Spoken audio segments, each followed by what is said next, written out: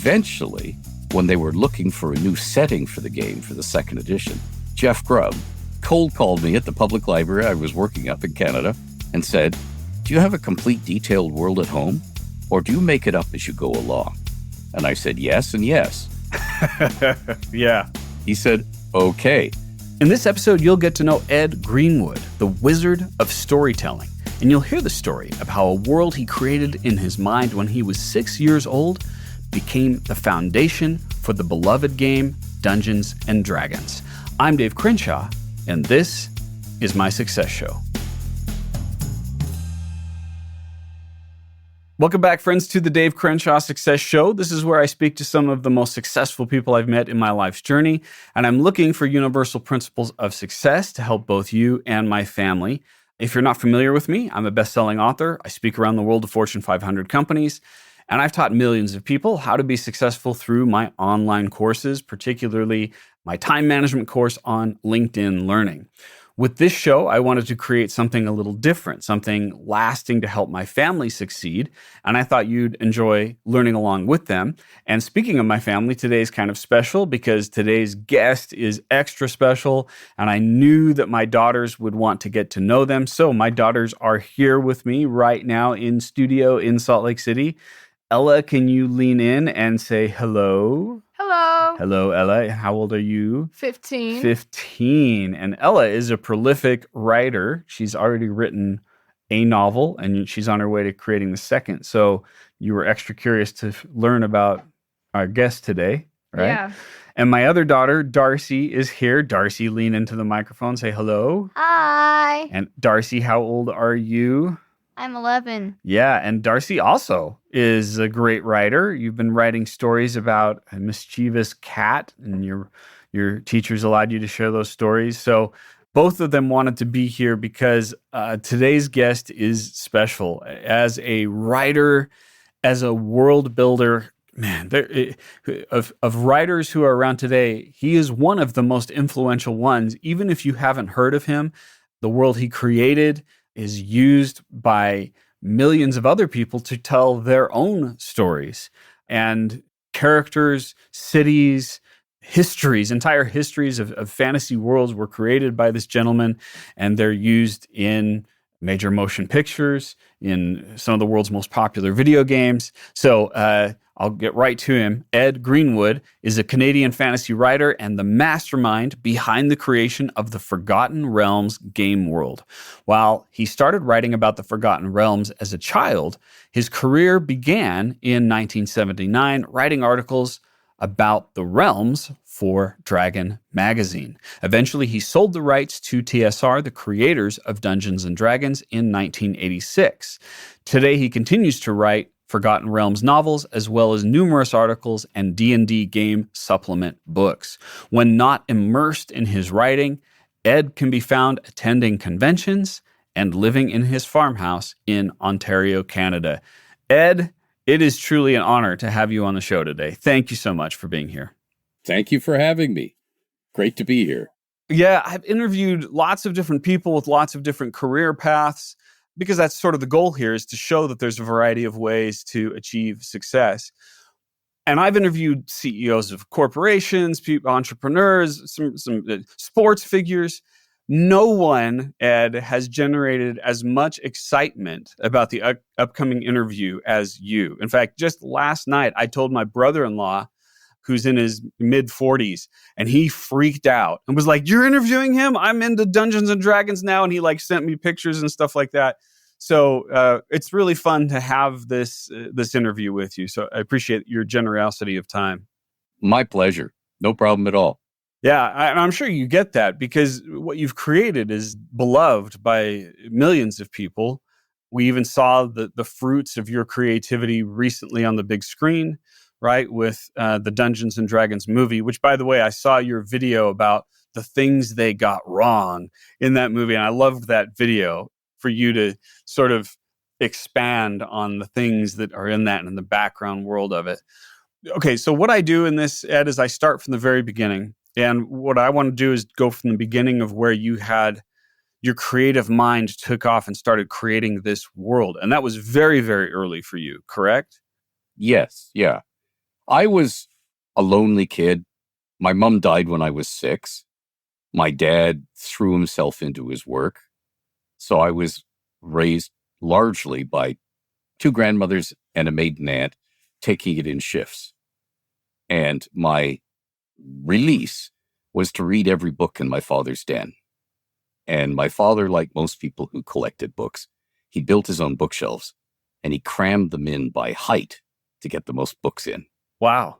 There was one bookshelf that had The Robe by Lloyd Douglas, a religious novel, next to a first edition Lord of the Rings in hardcover, next to The High White Forest by Ralph Allen, which is a novel about the Battle of the Bulge. And I was just reading along the shelves. And there were lots of pulp, Give One to a Friend in Uniform paperbacks falling apart. So I read everything. And I started writing because I'd read something and I'd pound up the stairs to my dad, who usually had like eminent guests, 5-star generals and stuff in the room. And I'd say, Dad, this one was great. Where's the next one? Son, that author died in 1938. If you want another story, you're going to have to write it yourself. Okay. And I go pounding back down the stairs. And my Aunt Claire grew up on a farm in Ontario, and she went through 2 world wars and a depression. You didn't buy paper. You got your groceries in brown paper bags. You brought them home. You took out your kitchen knife, which was a machete. You slit them down both sides, and then you ironed them. The same iron you'd use on the clothes. You ironed the brown paper bag out flat. And so Aunt Claire had set up a card table with brown. So I just started writing. So you had, and I'm imagining this, I'm imagining little Ed on these pieces of paper. You had limited room to write. So what was that initial writing like? Clearly you were inspired by Lord of the Rings as part of that, right? So what were like the first books or the first illustrations or whatever it was? What did those look like? Well, first of all, I'm copying the style of writers I admire, whether it's Lord Dunsany or Robert E. Howard doing Conan or Edgar Rice Burroughs or E. Doc Smith doing wild space opera. I'm copying the style of the writer. So you get their vocabulary, their phrasings. The famous introduction to Conan. Know, O Prince, that in the days before Atlantis sank beneath the waves. So you learn that voice. And that's how I was learning. Because when Dad said, oh, you'll have to write it yourself, and I went piling down the stairs, I was trying to write the next thing that happened to those favorite characters. And I knew I wasn't the real author and all that stuff, but I wanted to sound like the real author. Or when I read it to myself, there was no payback. I wanted it to sound like I found in fact, I got in trouble in public school because in English class, we were asked to write a short story in the style of a writer we liked.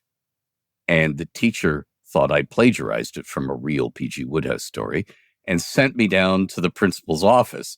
And I'm sitting on the hard wooden bench, and my teacher comes down and goes into the room to tell the vice principal why I'm there and comes back out.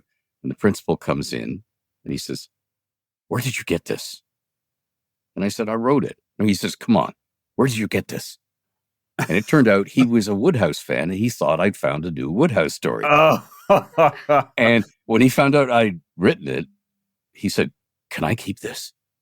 And I said, well, yeah, but I want a copy. And in those days, there were no photocopiers. Sure. I'm old, And he said, yes. And, when you can fool somebody, if your writing's good enough to somebody who thinks, oh, this might actually be the writer, then, hey, I made it. But I wasn't trying to make it. I was trying to entertain myself. That's all I was trying to do.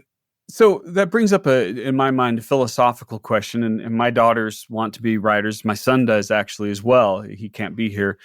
But the thought or the question that I have is, what is the value of developing your own personal creativity by learning to mimic the style of others, right? Because I think there's this risk of, oh, well, you're not learning to have your own voice. But I think there's still something productive there for developing your own voice by doing that. Oh, sure. if you were just trying to copy one thing, let's say you're an Elvis Presley fan, okay? And let's say you're trying to sing everything just like Elvis.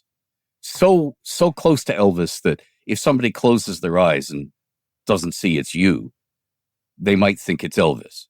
Okay, there's a danger there in that all you're doing is becoming a replacement Elvis. And that's all I was trying to do when I was writing for me, because I was writing to entertain myself. I wasn't trying to get my own voice. But because there were lots of writers I liked and was interested in, that meant there were a lot of voices I was copying, not just one. And the other thing is, you see what works and doesn't work. And you learn to cut things out when you need to cut them out. And the other thing I would say to all writers, it's not about you. It's about the story you're telling. And some stories need a different voice than other stories. If I am talking to you now, I can use my facial expressions. I can use the intonations and inflections of my voice. I can scare you by tricks that I can't use when it's just curly ink on a page and your brain is bringing that all to life. But again, I would have a different voice if I was trying to scare you, a different voice if I was trying to tell a tender love story. They're different voices. Yeah. Well, I think the key here is I'm trying to summarize it because I'm a nonfiction writer. I like summarizing, like you said, I'm giving instructions to people. And so the instruction that I'm hearing is add a bunch of tools to your belt. By reading all these different styles and even trying to write in those styles, it gives you more things that you can pull from, more opportunities. And not only that, but you're also trying on styles and say, what works for me? What do I want to be like? Oh, well, let me give a concrete example that everybody could face in life. Either I have to give a toast to the bride at a wedding. I've never given one before. Or somebody I know in my family has died and I have to give the eulogy at the funeral. What do I say? Where do I start? And you go to the library and there's a book there called Toasts to the Bride. And you pull it out and you read 82 different toasts to the bride. And you either swipe one or you think, I like that. I should mention that she gardens. I like that. So you're just using the work of the people who come before you. Same thing with a eulogy. You don't always have to reinvent the wheel. The wheel actually works pretty well, so just use them. Yeah, that's a great point. Okay, let's go back to your story here for a moment. How did you transition from starting young, writing these stories, to actually begin writing articles for Dragon Magazine about the Forgotten Realms? I was writing stuff just for me, to entertain myself. And my father would go down to his den in the evenings when we were all in bed because we had to be in school the next day. And he would go to his den just to pull down books he wanted to pull. And they were either for work or they were pleasure reading. And he'd see my stuff, my written stuff, all lying all over the table, and he'd read it. Well, he started taking it into work. And, his fellow workers, who were all middle-aged and older men, would read it and go, hey, that's pretty good, Bob. So that was my audience. And when I started reading Dragon, there was a column in the magazine called Dragon's Bestiary, which was a revival of something called Featured Creature. And it was a new monster for the game. And at the bottom, it said, anything printed on these pages is as official as anything in the monster manual, and you will get paid $25. So I started writing, and I would send it off, and they would send me money. It was great. And I wrote the first one, leaving aside all the article stuff for a minute. I just wrote my first monster, and the Cursed, and then they printed it. I said, wow, that was easy. And the second monster, the Crawling Claw, I mailed it off, and 16 days later, my printed copy of Dragon came back in the mail to me with my article in it. Oh, wow. That's rewarding. I said, they're desperate. So I sat down and wrote like 8 monsters and sent them all off. And they took them all and then Kim Mohan, who's the assistant editor, said, "Are you coming to Gen Con this year?" And I said, "I am now." So I hopped on a Greyhound bus, and I was just a little kid, and found my way to Gen Con. And he took me out into the park and said, "How would you like to be a contributing editor?" And I said, "What does it pay?" And he said, "That's the contributing part." But he wanted somebody he could, because he was a journalist, and he wanted somebody who could write to order. So that's how it started. So you're talking about monsters, you told about how you're writing about monsters. Yet Forgotten Realms is much, much deeper than that. I mean, this is where we get things that people might be familiar with, like Baldur's Gate or Neverwinter or these kinds of worlds. So where did you transition from writing just about monsters to really creating this massive, rich world that you were drawing stories from? Well, that was there from the beginning, because the way I imagine things is by picturing them in my head. And the Forgotten Realms actually started when I was in kindergarten. Wow. Kindergarten in my day, they thought children needed to relax as well as run around. So we would run around and make lots of noise. And then they had this quiet time where they had flat mats on the floor. They turned off all the lights. I had cots too. Yeah, I remember doing that. Okay. Yeah, we'd lie on our backs and be quiet for a few minutes. And the object was not to fall asleep, But I would always daydream. And once when I'm daydreaming of a forest at night, and it's like a picture Christmas postcard. Snow is gently falling, steadily, gently falling. And we're in a glade in the forest. So all the trees are covered with white fuzzy snow, and white fluffy snow is coming down. And there is a woman, middle-aged, gorgeous. She has silver hair. And I don't mean like mine, white old people's hair. I mean like the metal silver, long silver hair.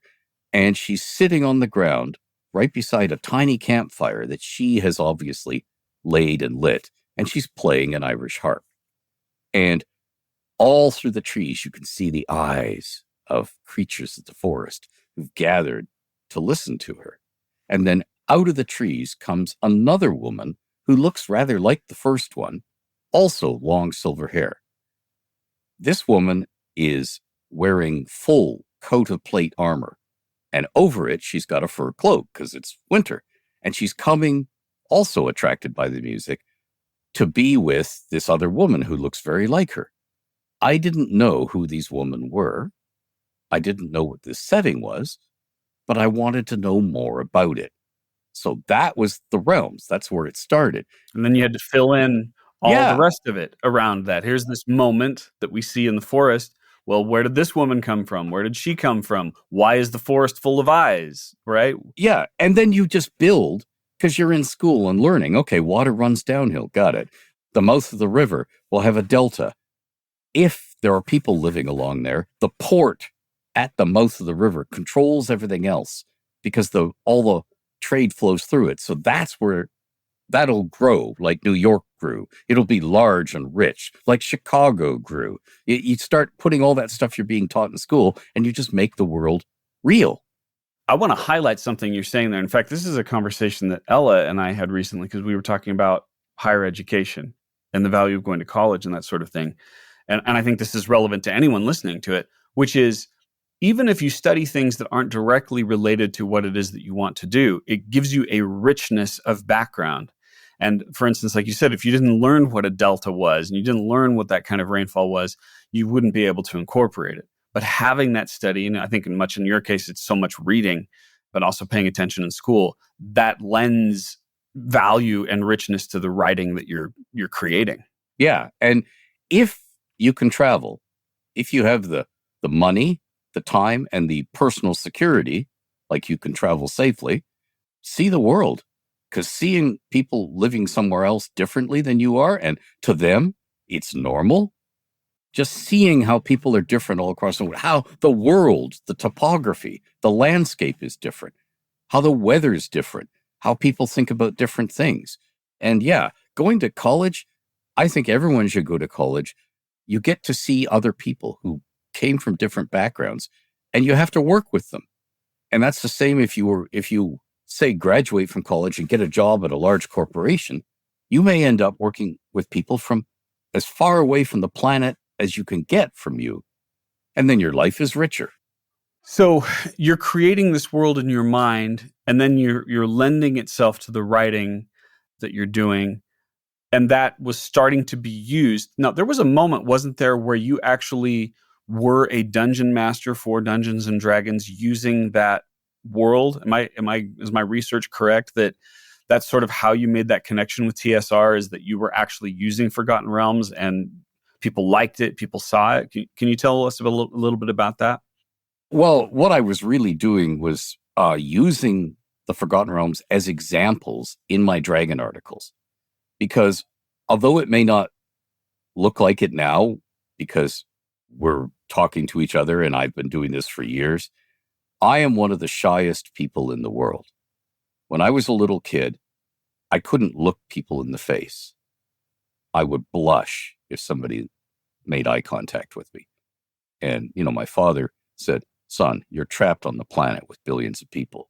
They're not going away. You're going to have to learn to deal." Okay? That's great. Yeah, and then he, the whole family was in the church choir. So even though I'm the only one in my generation of the family who does not have perfect pitch, I was a good mimic. So my father just said, "Stand beside me, sing exactly what I'm singing." And therefore I could fake reading music and so on by just copying my dad. And therefore I got out in public. I was staring at a congregation of people every day. I had to make polite small talk. I had to sing in front of them, that sort of thing. But when it came to, I'm still shy. So when I'm writing Dragon articles, I do not want to write as the author, "Hi, my name's Ed Greenwood, and I thought a new way of rolling dice that none of you schmucks have ever thought of before. So here's my new way." That, to me, is incredibly arrogant and forward. And the other thing is, in Forgotten Realms, like any setting, you want to be able to hint the dungeon master without saying something as an absolute. The strongest man in the world, the most beautiful man in the world. You don't want to speak in absolutes.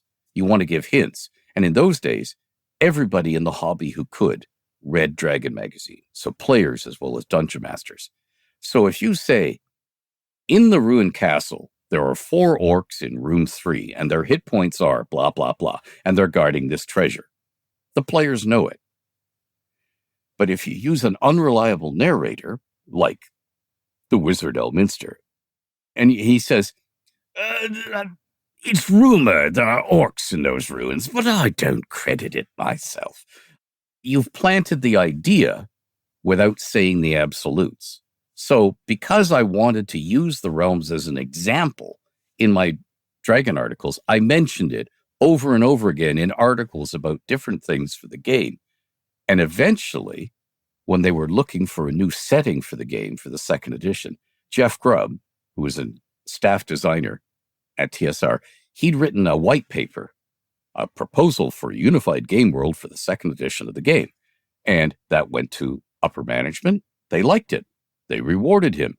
Find the world. That was his reward. So he cold called me at the public library I was working up in Canada and said, "Do you have a complete detailed world at home? Or do you make it up as you go along?" And I said, "Yes and yes." Yeah.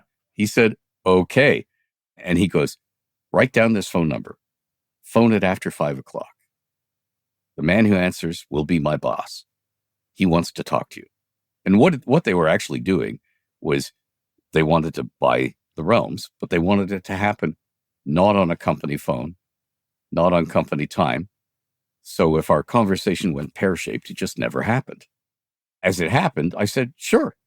And he says, "Don't you want to know how much we'll offer you?" "Nope, just publish it. That's cool." Because I was thinking I would get color maps, because my own color maps, I had to color them with pencil crayons. So all the C's had these strokes in them. And I want a nice printed map. So that's interesting. So, okay. So I have to ask this question because I think other people might be curious about it. What you sold it for in today's terms is not much. Mm-hmm. Is there any regret on your part or any feeling like this didn't turn out the way it should have? No, you see, okay, I was born in the 50s. I grew up in the 60s. I'm a child of the 60s. What it really meant for the 60s is try everything and then do what you want to do with your life. And if you do what you want to do with your life, you win. And some of us want to write about made-up worlds.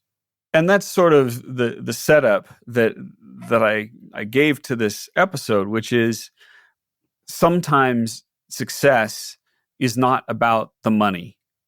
And in terms of leaving a legacy and leaving a rich world with stories that people are telling, millions of people are using this. And now we're seeing movies and more.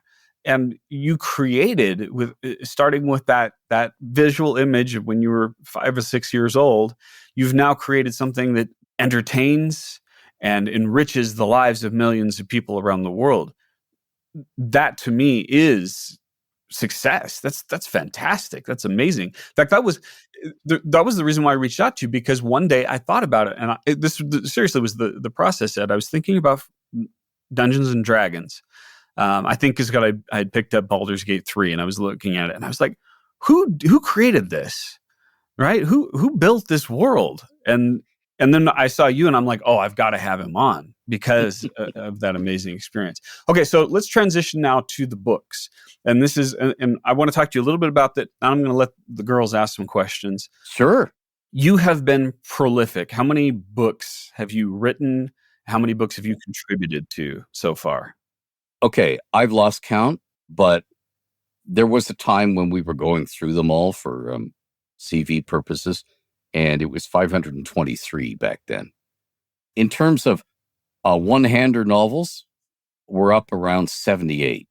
That's crazy. Not crazy in a bad way. I'm just saying that's remarkable. And again, that's what I tell. You've heard me say this, right? I'm talking to my daughters right now. If you're listening on audio, if you're going to be a writer, you must be prolific. You must love it so much that it has to come out, and all you want to do is write. And by the way, Ella has already completed one novel. She's not quite 15 yet, and she's working on the second one in that spirit of things. What does writing feel like to you? Is it joy? Is it compulsion? Is it somewhere in between? What drives you to write that much? Oh, boy. It's just what I do. And that is what it is to be human, by the way. When we were little kids, we were always taught humans are the only tool makers. Nope. Birds use tools. Apes use tools. Humans are the only people who tell stories to each other to make their young people understand the world. I'm going to tell you a story. Don't go on the forest alone, because here's what happened. Blah, blah, blah to somebody. He ended up inside the bear. That sort of stuff. That we tell stories to each other to understand the world. So I just tell stories all the time. I feel satisfaction when my writing achieves what I wanted to do in my mind. I feel the satisfaction of finishing a job, and it is useful and it's well done. And I feel an excitement in the middle of the writing process of, okay, so how would so-and-so react? And then you put together your characters the way you think they are, and you just imagine inside their heads, this is what so-and-so would say, this is what so-and-so would do. And then you throw them together and watch what happens. There's an element that I'm seeing from you. And by the way, whether or not you're into Dungeons and Dragons, I highly recommend everyone, at least for a few minutes, go on YouTube, look up Ed Greenwood's channel, and look at some of the recent stuff that he's been doing where he describes the world, where he's answering questions or describing the backstory of things. And it's so fascinating to see how immersed you are. We're watching a person who is walking through a world that exists, and you're describing things that in your mind are 100% true. And it's just fascinating to see how immersed you are in the vision of things. My question is, there's an element of acting going on here. where you are speaking in the voice of a character, you're taking on the personage of them. Is that part of your writing process too? Are you, for example, having conversations with yourself as you're putting words to the paper? Not out loud, usually, but there are occasions when I will write dialogue for someone and I go, and I read aloud the dialogue. And then I say, the princess would never say that. And then I rewrite the dialogue. Now, the difficulty that comes in here is if you're not used to acting, you get self-conscious. And particularly where there's a gender swap involved, so I'm a guy with a low voice, and you tend to go all Monty Python. So if I'm the elf princess and I'm going, "Prithee, my lord, gust thou how I trow," and you'll go, "Oh my goodness," because it is not like what if the princess is trying to say something very touching or moving, or she's in love with this troll and she's trying to say, you can't make that work. Yeah, because the element of hilarity. So that's when it's best to step back out of that.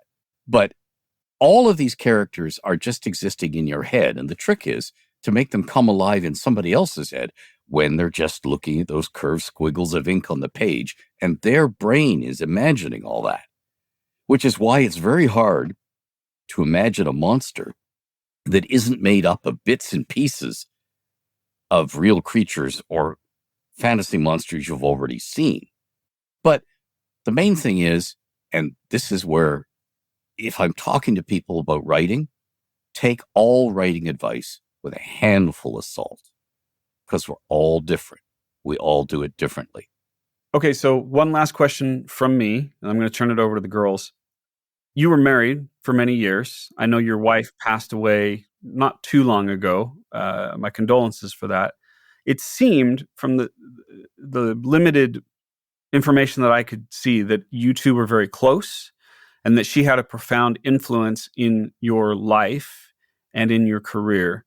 Could you just talk a little bit about what that relationship was like? She was the love of my life. We were together for 43 years. She died 3 years ago, and for the last 5-6 years of her life, she was bedridden, and I was her nurse. But yeah, we shared our lives together for 43 years, and it was great. And we did our bucket list together. We wanted to drive across Canada together, which is a huge country from sea to sea, and we did it. Cost us a transmission. We limped back in our caravan with me buying tranny fluid at every single gas station and pouring it in, because if I didn't, the car just stopped. That sort of stuff. And we traveled Europe. My game writing took me to conventions all over the world. And we shared all those things, and it was great. And, if you can find a partner who is a friend that you can depend on, if something goes wrong, they can stand toe to toe with you, and they will. They won't run away or saying, "I'm having a bad day." They'll stand up for you. That's the most precious thing in the world. Thank you for sharing that, Ed. I know that's probably not a question you get asked often. To me, this is about all of it, right? It's about having multifaceted success. The fact that you were together for 43 years is, in our day, truly remarkable and wonderful, and to me, admirable. So thank you for sharing that. Thank you. Thanks for asking. Nobody ever asked about Jenny. Yeah. Okay, so I'm going to turn it over to Ella first. Ella, what is a question that you have for Ed? Have you ever had stories that you've written that you haven't published, that you just didn't like and then just never did anything further? Like, are there other stories? Oh, yeah. There are tons of unfinished things. And there are tons of things I started writing for somebody and they died, or their magazine went under, or their game went under. And so the story is now in effect orphaned. And if I found out about that early on, I stopped work on it. If I didn't, it's sitting finished. And if I think that story goes with that project, I won't try and reuse it. I won't go into it and take stuff out of it for another project. I'll leave it as is. Because I would always rather write something new. Like a magpie, the shiny new catches my eye. So yeah, I go and write something new. So yeah, there's tons of stuff lying around. The problem is in all of this is finding it. I have 3 shipping containers parked in my yard. I live on a farm full of books, papers, in boxes piled to the ceiling. So have you not made an effort to scan that, codify that, put it into like a database or an app like that? Yeah, I have made effort. And actually, some Realms fans, my long-term friends, have come up here and spent a week going through one of the sea cans. And they scanned some stuff, took some stuff away with my blessings, so that some stuff will get preserved and carried on. But yeah, there's no time.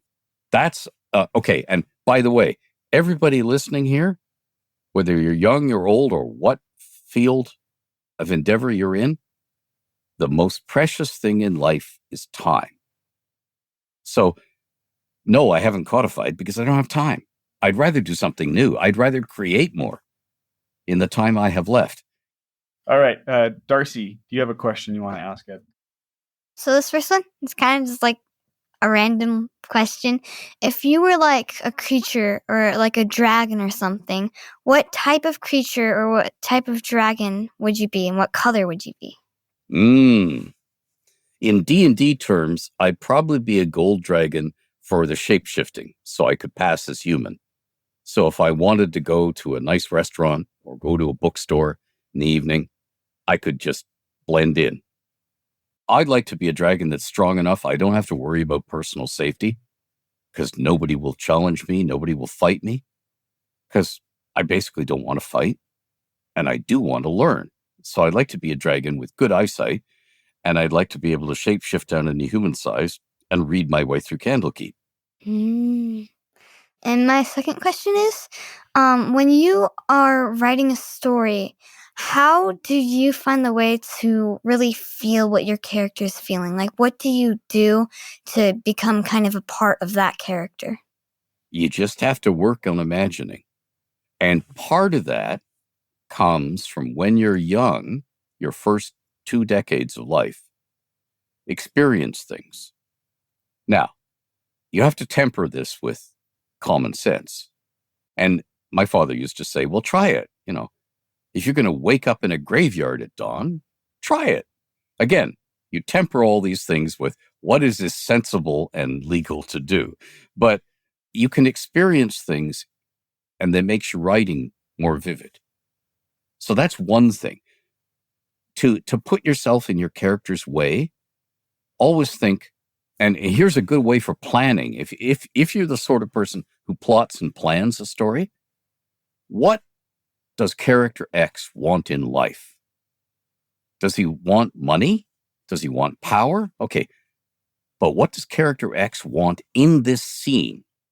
Well, Ed, this is really valuable advice. Thank you so much for taking your time to share it with us. Now, there's something that we do in every episode. As a productivity guy, as a leadership guy, I'm interested in helping people take action. So we've heard wonderful stories about you and examples from your career. I want to encourage people listening to this to actually do something about it. So something they can do today or this week.